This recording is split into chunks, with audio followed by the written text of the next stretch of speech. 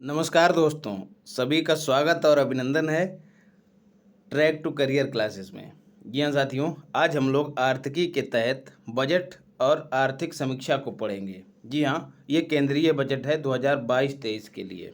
उत्तर प्रदेश का जो बजट और बजट और आर्थिक समीक्षा रहेगी उसको हम नेक्स्ट वीडियो में लेके आएंगे, लेकिन यहाँ पर अभी हम केंद्रीय बजट और आर्थिक समीक्षा के बारे में चर्चा कर रहे हैं। चलिए देखते हैं महत्वपूर्ण बिंदुओं को। ये शुरू करने से पहले साथियों, एक फैक्ट जो है वो छूट गया था पिछली बार, जो खनिज का उत्पादन देखा था हमने उस क्लास में। तो वो ये था कि यूरेनियम उत्पादन बहुत महत्वपूर्ण है मित्रों, पूछ लिया जाता है। यूरेनियम का उत्पादन और भंडारण कौन से देश में सर्वाधिक होता है? तो याद रखना है, यूरेनियम का उत्पादन, जैसा कि हमने उस दिन बताया था, ऊपर रहेगा वो उत्पादन और नीचे रहेगा वो भंडारण। तो उत्पादन सर्वाधिक कजाकिस्तान कजाकिस्तान करता है, और सर्वाधिक भंडार यूरेनियम के कहाँ है मित्रों? ऑस्ट्रेलिया में। ये दोनों फैक्ट जो हैं एकदम रट जाइएगा, ज़रूर पूछे जा सकते हैं। ये इन्होंने आर्थिकी में नहीं दिया था, लेकिन मुझे पता है कि ये ज़रूर आता है सवाल, तो इसलिए आपको बताना मैंने आवश्यक समझा। ये इन लोगों की चूक रही होगी, आर्थिकी घटना चक्र वालों की, जो उन्होंने इसको मेंशन नहीं किया। चलिए देखते हैं, बजट को प्रस्तुत कौन करता है? एनएस बोले तो निर्मला सीतारमण। 1 फरवरी 2022 को प्रस्तुत किया गया था। आकार इसका पूछ लिया जाता है। जी हाँ साथियों, जो महत्वपूर्ण बिंदु हैं उन पे मैंने पहले से ग्रीन टिक कर रखा है। 39.45 लाख करोड़ रुपए जो है बजट का आकार है। ऐसे पूछा जाता है कि बजट का आकार कितना है इस बार। राजस्व प्राप्तियां कितनी हैं और पूंजीगत प्राप्तियां कितनी हैं, ये भी याद रखना है। मोटा माटी याद रखिए, 55% राजस्व प्राप्तियां हैं और पूंजीगत प्राप्तियां कितनी हैं? 44%। रुपया कहाँ से आता है और कहाँ को जाता है, मतलब जो पैसा है सरकार वो कहाँ कहाँ से इकट्ठा करती है? तो सबसे पहले उधार एवं अन्य देयताएं।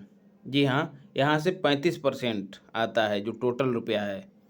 जैसे कि ये 39.45 लाख करोड़ रुपए जो इकट्ठा किया गया है, उनमें से 35% जो है उधार के माध्यम से इकट्ठा किया गया है। फिर दूसरा नंबर जीएसटी का है जो 16% है।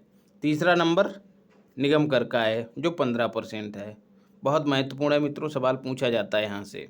और कहाँ जाता है, मतलब खर्च कहाँ होता है, किन मदों पर ज़्यादा खर्च होता है? तो सर्वाधिक खर्च जो है, ये बहुत बार पूछा गया है प्रश्न, तो आपको ये याद रख लेना है। सर्वाधिक जो खर्च है या फिर सर्वाधिक रुपया सरकार का कहाँ जाता है, वो ब्याज अदायगी पे जाता है। तो 20% जाता है कुल रुपए का। आप ये फैक्ट भी याद रखिएगा कितना परसेंट जाता है, क्योंकि हर बार तो यही पूछा जाता है कि कौन सी मद में जो है सर्वाधिक खर्च होता है। तो लेकिन कुछ अलग ढंग से अगर पूछेगा तो उसमें आप उसकी मात्रा भी याद रखेंगे, जो कि प्रतिशत के रूप में है। राज्यों का हिस्सा दूसरे स्थान पर है। तीसरे स्थान पर केंद्रीय योजनाएं हैं। फिर बात करते हैं राजकोषीय घाटा। बहुत ही प्रिय प्रश्न है आयोगों का। राजकोषीय घाटा जो है कुल जीडीपी का 6.4% है। राजस्व घाटा कुल जीडीपी का 3.8% है। दोनों कतई रट लेना है, बाकी आप इन सबको देखते चलें, लेकिन इन दो को कतई नहीं छोड़ना है। प्रभावी राजस्व घाटा 2.6 और प्राथमिक घाटा 2.8 क्या होते हैं, इस पे हम लोग चर्चा अभी नहीं करेंगे क्योंकि समय नहीं है। और प्लान कर रहा हूँ साथियों, हर सब्जेक्ट का आपको नोट्स उपलब्ध करवाऊँगा, क्लास ही उपलब्ध करवाऊँगा पूरी। अभी कुछ समय को लेके दिक्कतें हैं, इस वजह से चीज़ें जो हैं गति के साथ नहीं हो पा रही हैं। सर्वाधिक व्यय सरकार किस पे करती है, मतलब टोटल व्यय तो हम लोगों ने वहाँ देखा कि रुपया कहाँ जाता है, तो ब्याज अदायगी पे जाता है सर्वाधिक। लेकिन कौन सी मदें हैं जिन पे जाता है? तो सर्वाधिक जो है 10% सब्सिडी पर, जो एलपीजी हो गया या फिर इधर पीडीएस हो गया, पब्लिक डिस्ट्रीब्यूशन सिस्टम, या फिर इधर किसानों को बिजली उजली में, मतलब जो भी सब्सिडियां होती हैं उन सब पे व्यय होता है टोटल का 10%। दूसरा स्थान रक्षा का है, बहुत महत्वपूर्ण है। कितना है? 8%। ये पूछा जा सकता है क्योंकि इस बार सेना का मसला काफ़ी गरमाया हुआ है। और बजट बजट चिल्ला रहे हैं लोग। तीसरा नंबर शिक्षा का है। फिर बात करें योजनाओं पर व्यय, कौन सी योजना पर सर्वाधिक व्यय हुआ, बहुत महत्वपूर्ण है। इन्होंने मनरेगा नहीं दिया है, जो कि 73,000 करोड़ रुपए अकेले मनरेगा पर किया जाएगा। सर्वाधिक खर्च है मित्रों मनरेगा। कब इसकी मनरेगा को कब लाया गया था, तो 2005 के एक्ट के तहत लाया गया था, 2006 में लागू हुआ था, 2009 में इसका नाम बदल दिया गया था। पहले नरेगा था 2009 में, 2 अक्टूबर 2009 को इसका नाम मनरेगा, महात्मा गांधी जी को जोड़ दिया गया, मनरेगा कर दिया गया। 73,000 करोड़ रुपए अकेले इस योजना पे खर्च किया जाएगा। फिर दूसरा नंबर पीएम किसान योजना, जी हाँ 68,000 करोड़ रुपए दूसरे नंबर पे आती है, ये फिगर भी याद रखना है। जल जीवन मिशन 60,000 करोड़ रुपए। अगला महत्वपूर्ण घोषणाओं को देख लेते हैं। व्यक्तिगत आयकर में आईएनसी नो चेंज, कोई परिवर्तन नहीं किया गया है। आगामी 25 वर्षों को अमृतकाल के रूप में मनाया जाएगा। अभी जो 75 वर्ष पूर्ण हुए हैं उनको जो है अमृत महोत्सव के रूप में मना रहे हैं, लेकिन आगे जो 75 के आगे आने वाले जो 25 वर्ष हैं, जिनको मिलाकर 100 वर्ष पूरे होंगे, उनको भारत एट द रेट के रूप में प्रदर्शित किया जाएगा और उसको अमृतकाल कहा जाएगा, याद रखना है। स्तंभ पूछता है, बहुत महत्वपूर्ण है, या फिर प्राथमिकताओं के नाम पर भी पूछ सकता है। तो कितने स्तंभ हैं, 4 स्तंभ हैं। पहला पीएम गतिशक्ति योजना, दूसरा समावेशी विकास, तीसरा उत्पादकता, उत्पादकता उदीयमान अवसर, जलवायु कार्य योजना। उदीयमान अवसर साथियों वो क्षेत्र हैं जहाँ पर भविष्य में संभावना ज़्यादा है विकास की, जैसे सौर ऊर्जा का क्षेत्र हो गया या फिर अंतरिक्ष का क्षेत्र हो गया, मतलब जिन क्षेत्रों में ज़्यादा विकास किया जा सकता है, तो उनको उदीयमान अवसर के तौर पे देखा गया है। चौथा है निवेश का वित्त पोषण, मतलब निवेश को बढ़ावा देना। पीएम गतिशक्ति में पूछा जा सकता है कितने इंजन हैं या फिर कितने घटक हैं, तो याद रखना है पीएम गतिशक्ति इंफ्रास्ट्रक्चर से संबंधित योजना है। 7 इंजन है इसके, सड़क, रेलवे, एयरपोर्ट, पत्तन, जलमार्ग, लॉजिस्टिक, सार्वजनिक परिवहन। लॉजिस्टिक मतलब सामान का रख रखाव संबंधित संरचनाएं। रक्षा का व्यय साथियों 68%, मतलब जो भी व्यय होगा हथियार वगैरह खरीदने पे, वो जो है उसका 68% घरेलू बाजार से खरीद के लिए आरक्षित रखा गया है। मतलब जो अगर 100 रुपये थे, 100 रुपये में से 68 रुपये जो हैं केवल इसलिए अलग निकाल लिए गए हैं ताकि जो घरेलू बाजार मतलब अपने देश में ही जो सामान मिलेगा उसको खरीदा जाएगा। क्रिप्टो करेंसी बहुत महत्वपूर्ण है मित्रों। आय जो होगी उसके द्वारा उस पर 30% टैक्स लगाया जाएगा। फिर है राष्ट्रीय राजमार्ग, इनका विस्तार किया जाएगा। कितना विस्तार किया जाएगा ये याद रखना है, 25,000 किलोमीटर। अब कंफ्यूज नहीं होना है, 2500 मत करके आना, 25,000 kilometre. Multi modal logistic park कितने स्थापित किए जाएंगे, 4 पार्क स्थापित किए जाएंगे, ये भी रट लेना है कतई। एक स्टेशन एक उत्पाद, OSOP, जैसे ODOP चलाई गई थी, 1 डिस्ट्रिक्ट 1 प्रोडक्ट, कहाँ चलाई गई थी, उत्तर प्रदेश में। वैसे ही OSOP एक योजना चलाई जाएगी जो स्थानीय व्यापार को बढ़ावा देगी। मतलब ऐसे रेलवे स्टेशन जो जिस शहर से जुड़े हुए हैं उस शहर का जो मुख्य उत्पाद है या फिर चर्चित उत्पाद है उसको प्रमोट करेंगे OSOP के तहत। एक स्टेशन एक उत्पाद, मतलब उस स्टेशन को जो है एक उत्पाद के साथ जोड़ दिया जाएगा ताकि उस उत्पाद की जो है मार्केटिंग हो सके अच्छे से। फिर है कवच, जी हाँ मित्रों, रेल नेटवर्क 2000 किलोमीटर का रेल नेटवर्क कवच जो सुरक्षा प्रणाली है इससे युक्त कर दिया जाएगा, लैस कर दिया जाएगा। कवच जो है साथियों एक ऐसा सिस्टम है जिसमें ट्रेनों की टक्कर को ऑटोमेटिक तरीके से रोका जा सकता है, मतलब वो स्वतः ही रुक जाएंगी टक्कर होने से पहले। फिर है अगले 3 वर्षों में मित्रों 400 वंदे भारत ट्रेनें शुरू की जाएंगी। तुम 3 और इधर 4 याद रखना है, अगले 3 वर्षों में 400 वंदे भारत ट्रेनें। फिर है पीएम गतिशक्ति कार्गो टर्मिनल कितने स्थापित किए जाएंगे या फिर कितनों का विकास किया जाएगा, तो 100 का विकास किया जाना, ये भी याद रखना है। फिर है 60 किलोमीटर लंबाई के 8 रोपवे, वही पलकिया जिसको कहते हैं लोग, पहाड़ी क्षेत्रों में चलती है। गांव में कहते हैं पलकिया में बैठे थे हम। तो रस्सी के माध्यम से जो एक पलकिया रहती है उस उस पे सवार होकर लोग जो हैं पहाड़ी क्षेत्रों में एक स्थान से दूसरे स्थान पे जाएंगे, मतलब परिवहन सुनिश्चित करने के लिए। तो 8 रोपवे और 60 किलोमीटर लंबाई को कवर करेंगे, जिसको पर्वतमाला परियोजना कहा गया है। जो दुर्गम पहाड़ी क्षेत्र हैं वहाँ पर ये होगा काम। इस योजना को अंजाम दिया जाएगा, पर्वतमाला योजना को। ऑर्गेनिक कृषि को बढ़ावा देने के लिए गंगा नदी के इर्द गिर्द, मतलब उसके जो तट हैं उसके दोनों तरफ जो है 5 किलोमीटर कॉरिडोर, एक गलियारा बनाया जाएगा और उस कॉरिडोर की ज़मीन पर फोकस किया जाएगा। किस लिए? जैविक कृषि को बढ़ावा देने के लिए। मतलब वहाँ ये खाद और उर्वरक जो रासायनिक हैं उनको प्रयोग नहीं किया जाएगा। फिर एक केन बेतवा लिंक परियोजना बहुत महत्वपूर्ण है साथियों। केन और बेतवा दोनों यमुना की सहायक नदियां हैं। इन दोनों को एक नहर के माध्यम से जोड़ा जाएगा। तो उसके लिए खर्च कितना निर्धारित किया गया है? 44,065 करोड़ रुपए। फिर है आपातकाल क्रेडिट लिंक्ड गारंटी स्कीम। जी हाँ, 31 मार्च 2023 तक इसका विस्तार कर दिया गया है। मतलब आपातकाल क्रेडिट लिंक क्या है मित्रों? ये एक ऐसी योजना है जिसके तहत आपातकाल में लोगों को ऋण उपलब्ध कराया जाएगा। ये जो है कोरोना काल में शुरू की गई थी, लेकिन अब इसको और बढ़ा के 2023 तक कर दिया गया है। रैम्प योजना बहुत महत्वपूर्ण है मित्रों। क्या है इसकी full form? Rising and accelerating MSME performance. जैसा कि इसके नाम से विदित है कि उनके जो इमर्जन, मतलब जो एमएसएमईज हैं साथियों, इनकी स्थापना को बढ़ावा देना, उनको वित्त पोषित करना, उनकी जो परफॉर्मेंस है उसको बढ़ावा देना इस योजना का लक्ष्य है। इसके लिए 6,000 करोड़ रुपए जो हैं बजट में निर्धारित किए गए हैं।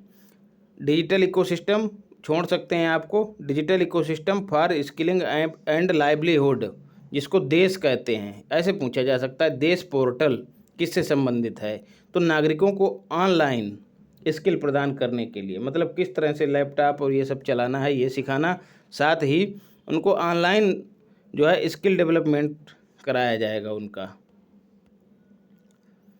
एक कक्षा एक टीवी चैनल। जी हाँ, इसको जो है कोरोना काल में ही शुरू किया गया था। तो शुरुआत में 12 थे, अब उनको बढ़ा के 200 कर दिया गया है ताकि साक्षरता के क्षेत्र में वृद्धि हो सके। हर घर जल। जी हाँ मित्रों, इसके लिए 60,000 करोड़ रुपए रखे गए हैं, बहुत महत्वपूर्ण है। और पहला हर घर जल वाला जो राज्य है वो कौन है? गोवा। फिर है विज्ञान गणित में चिंतन और कौशल को बढ़ावा देने के लिए 750 वर्चुअल लैब्स और कौशल ई प्रयोगशालाएँ जो हैं स्थापित की जाएंगी। तो ये जो है महत्वपूर्ण नहीं है, छोड़ सकते हैं। शिक्षण वातावरण को बढ़ावा देने के लिए भी 75 ई कौशल प्रयोगशालाएँ स्थापित की जाएंगी, ये भी छोड़ सकते हैं। तो ये महत्वपूर्ण नहीं है, दोनों नहीं महत्वपूर्ण हैं। पीएम आवास योजना। जी हाँ, प्रधानमंत्री आवास योजना जो शुरू की गई थी 2022 तक लक्ष्य रखा गया था, हर ज़रूरतमंद को घर मिलेगा। तो जो निर्माण अभी आधे अधूरे बचे थे, फिर चाहे वो शहरी हों या फिर ग्रामीण हों, उनके लिए 48,000 रुपये करोड़ का प्रावधान किया गया है बजट में। 2022-23 में डिजिटल रुपया शुरू करने की घोषणा की गई है। वाइब्रेंट विलेज कार्यक्रम किससे संबंधित है? तो उत्तरी सीमावर्ती गांव, जो सीमा पर गांव हैं साथियों, उनके विकास और इंफ्रास्ट्रक्चर को बढ़ावा देने के लिए, ताकि वो सुरक्षित रह सकें और वहाँ पर जो है पर्यटन क्षेत्र का विकास हो सके और सैलानी घूमने जाएं, इस तरह का माहौल बनाने के लिए जो है ये योजना लाई गई है। इनका विकास किया जाएगा। अभी कितना धन निर्धारित किया गया है ये इसमें निश्चित नहीं किया गया है बजट में। फिर डिजिटल बैंकों की स्थापना की जाएगी। कितने ज़िलों में? 75 ज़िलों में। 2030 तक सौर विद्युत स्थापित करने का लक्ष्य कितना रखा गया है? 280 गीगावाट, याद रखना है। और इसके लिए 19,500 करोड़ रुपए निर्धारित किए गए हैं। केवल ये लक्ष्य याद रखिएगा, 280 गीगावाट 2030 तक सौर विद्युत स्थापित करने के लिए। सीधे पूछा जाएगा बजट में 2030 तक सौर विद्युत को स्थापित करने के लिए कितना लक्ष्य रखा गया है, कितनी क्षमता का लक्ष्य रखा गया है? तो 280 गीगावाट। फिर है 2023 को अंतर्राष्ट्रीय कदम वर्ष के रूप में मनाए जाने की घोषणा की गई है, बहुत महत्वपूर्ण है। आर्थिक समीक्षा की बात करें तो प्रस्तुत किसने की है, जैसे कि बजट इन्होंने ही प्रस्तुत किया, निर्मला सीतारमण ने। बजट से पहले इसको प्रस्तुत किया जाता है, एक दिन पहले 31 जनवरी 2022 को इसको प्रस्तुत किया गया था, फिर 1 फरवरी को बजट प्रस्तुत किया गया था। वित्तीय वर्ष कब से कब तक होता है ये भी पूछ लिया जाता है, 1 अप्रैल से 31 मार्च होता है। तो तैयार इसको किसने किया है, मुख्य आर्थिक सलाहकार की टीम, और उन्होंने मिलकर तैयार किया है इसको, जो पहले अनंत नागेश्वरन थे, बाद में संजीव सान्याल बने हैं पहले। जी हाँ, ठीक है साथियों। मूल विषय इसका क्या है, महत्वपूर्ण है, याद रख लेना है, त्वरित दृष्टिकोण, एजाइल अप्रोच, ये याद रखना है। फिर है 2021-22 में जीडीपी की विकास दर कितनी रखी गई है, 9.2%। यही एक महत्वपूर्ण फैक्ट है, बाकी आप छोड़ सकते हैं इनको। संकुचन भी याद रख सकते हैं, 2020-21 में -7.3% रही है वृद्धि दर, तो मतलब उसका संकुचन हुआ है। तो ये चाहे छोड़ भी दें, लेकिन इधर इसको याद रखना है 9.2% को। फिर है 2024-25 में, जी हाँ, $5 ट्रिलियन की इकॉनमी बनाने के लिए भारत को अभी $1.4 ट्रिलियन की आवश्यकता है, ऐसा आर्थिक समीक्षा में कहा गया है, बहुत महत्वपूर्ण है। विदेशी मुद्रा का भंडार 31 दिसंबर 2021 तक कितना रहा है, $634 बिलियन, जो कि 13.2 महीने के आयात के लिए जो है आयात कर सकता है। मतलब अभी इतना भंडार है जिसका उपयोग करके लगभग 13.2 महीने जो है आयात किया जा सकता है, चीज़ें खरीदी जा सकती हैं। अब बात करें सर्वाधिक विदेशी मुद्रा भंडार किसके पास है, तो याद रखना है चीन के पास सर्वाधिक है, दूसरा जापान, तीसरा स्विट्ज़रलैंड, और चौथे नंबर पे अपना प्यारा भारत महान। तो चीन और अपने भारत को याद रखना है, बाकी छोड़ भी सकते हैं। भारत चौथे नंबर पर है। विदेशी ऋण की बात करें तो टिल सितंबर 2021 तक कितना है, $593 अरब, ये भी याद रखना है, $593 अरब या बिलियन डॉलर। फिर है जीडीपी की विकास दर का अनुमान मित्रों, आईएमएफ का रख लेते हैं और वर्ल्ड बैंक का, एडीबी का छोड़ भी सकते हैं। आईएमएफ ने 9% रहने का अनुमान बताया है और वर्ल्ड बैंक ने 8.7% बताया है। निर्यात की बात करें, बहुत महत्वपूर्ण एक सवाल गिरता है यहाँ से, पेट्रोलियम सर्वाधिक निर्यात हमने किसका किया है, पेट्रोलियम उत्पादों का, दूसरे नंबर पर मोती एवं बहुमूल्य पत्थर, तीसरे नंबर पर लोहा इस्पात, चौथे नंबर पर औषधीय फार्मूलेशन। गंतव्य मतलब किन देशों को हमने निर्यात किया है, तो याद रखना है यूएसए को, दूसरे नंबर पर यूएई, तीसरे नंबर पर चाइना। आयात हमने किन चीज़ों का किया है सर्वाधिक, तो पेट्रोलियम क्रूड, कंफ्यूज नहीं होना है, यहाँ पेट्रोलियम उत्पाद और यहाँ पेट्रोलियम क्रूड, मतलब कच्चा तेल, कच्चे तेल से ही पेट्रोलियम उत्पाद बनते हैं, ये याद रखना है। तो पेट्रोलियम उत्पाद नहीं, यहाँ है पेट्रोलियम क्रूड, मतलब कच्चा तेल। दूसरे नंबर पर स्वर्ण उत्पाद, तीसरे नंबर पर पेट्रोलियम पदार्थ, जैसा कि यहाँ निर्यात में पहले नंबर पे हैं। मतलब हम आयात भी करते हैं पेट्रोलियम उत्पादों का और निर्यात भी करते हैं। स्रोत कहाँ से हमने सर्वाधिक आयात किया है, तो सर्वाधिक आयात चाइना से किया है, दूसरे नंबर पर यूएई है, तीसरे नंबर पर यूएसए है। तो आयात हो या निर्यात दोनों में यूएई जो है, यूनाइटेड अरब अमीरात जो है, वो दूसरे नंबर पर है, खाड़ी देश है मित्रों, इसकी राजधानी अबू धाबी है। कुल उत्पादन मित्रों कितना हुआ है, 308 मिलियन टन का अनुमान बताया गया है। अब परीक्षा में आए तो एग्जैक्ट फिगर याद नहीं रखना है, 300 आए, 310 आए, 20 आए, आपको यही करके आना है। एफडीआई का अंतर प्रवाह कितना हुआ है, फॉरेन डायरेक्ट इन्वेस्टमेंट का, तो $82 अरब। एफडीआई अनुमति के बारे में जान लेते हैं। रक्षा क्षेत्र में स्वचालित रूट से कितने % की अनुमति है निवेश करने की, तो 74%। सरकारी रूट से कितना है, वो 100% है, याद रखना है। मतलब सरकार से पूछताछ करके जो भी कागजी कार्रवाई है उसको पूर्ण करके 100% तक निवेश किया जा सकता है। बीमा क्षेत्र में कितना, 74% स्वचालित रूप से, मतलब आप कर सकते हैं इतना। पेट्रोलियम क्षेत्र में और पेट्रोलियम और प्राकृतिक गैस क्षेत्र में स्वचालित रूट से कितना है 100%। दूरसंचार में कितना है 100%। मैक्सिमम एफडीआई अंतर प्रवाह, सर्वाधिक भारत में जो एफडीआई आया है वो किस क्षेत्र में आया है, तो याद रखना है सेवा क्षेत्र में। फिर है पेट्रोलियम में इथेनॉल मिलाने का लक्ष्य साथियों जो कि 20% रखा गया है। कब तक रखा गया है, टिल 2025 तक जो है पेट्रोलियम में इथेनॉल मिलाया जाएगा, कितना 20%। पहले कितना था लक्ष्य 2030 तक, लेकिन उसको घटा दिया गया है 2025 कर दिया गया है। तो 20 यहाँ और 25 यहाँ, 2025 तक। 2022 के अंत तक इसको 2022 तक जो है अंत तक 10% मिलाने का लक्ष्य रखा गया है। तो साथियों ये आर्थिक समीक्षा और केंद्रीय बजट कंप्लीट हुआ। और एक जो सवाल छूटा था यूरेनियम वाला वो भी मैंने आपको बता दिया है, उसको विशेष रूप से याद रखिएगा। उत्पादन में कजाकिस्तान, भंडारण में ऑस्ट्रेलिया, दोनों फैक्ट याद रखने हैं। और अगली क्लास साथियों उत्तर प्रदेश बजट और आर्थिक समीक्षा की होगी और संभवतः उसमें हम लोग वन स्थिति रिपोर्ट को भी शामिल करेंगे। तो आज की क्लास यहीं पे समाप्त होती है। धन्यवाद।